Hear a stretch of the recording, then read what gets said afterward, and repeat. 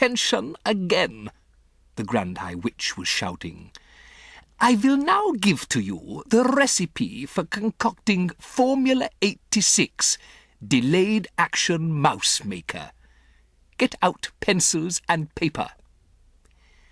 Handbags were opened all over the room and notebooks were fished out. "Give us the recipe, O brainy one," cried the audience impatiently. "Tell us the secret." "First," said the Grand High Witch, "I had to find something that would cause the children to become very small very quickly." "And what was that?" cried the audience. "That part was simple," said the Grand High Witch. "All you have to do if you are wishing to make a child very small is to look at him through the wrong end of a telescope." "She's a wonder," cried the audience. "Who else would have thought of a thing like that?" "So you take the wrong end of a telescope," continued the Grand High Witch, "and you boil it until it gets soft." "How long does that take?" they asked her. 21 hours of boiling," answered the Grand High Witch.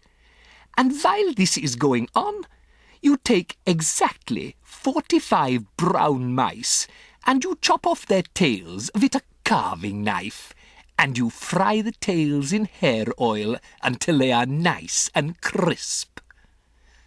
"What do we do with all those mice who have had their tails chopped off?" asked the audience. "You simmer them in frog juice for 1 hour, came the answer. "But listen to me. So far, I have only given you the easy part of the recipe.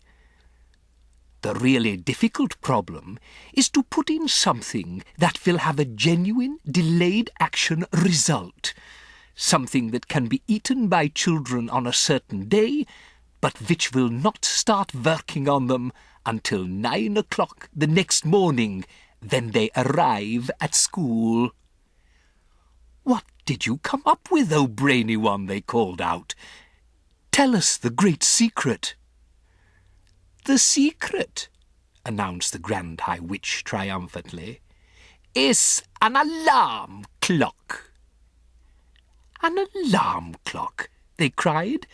"It's a stroke of genius." "Of course it is," said the Grand High Witch. "You can set a 24-hour alarm clock today, and at exactly 9 o'clock tomorrow it will go off.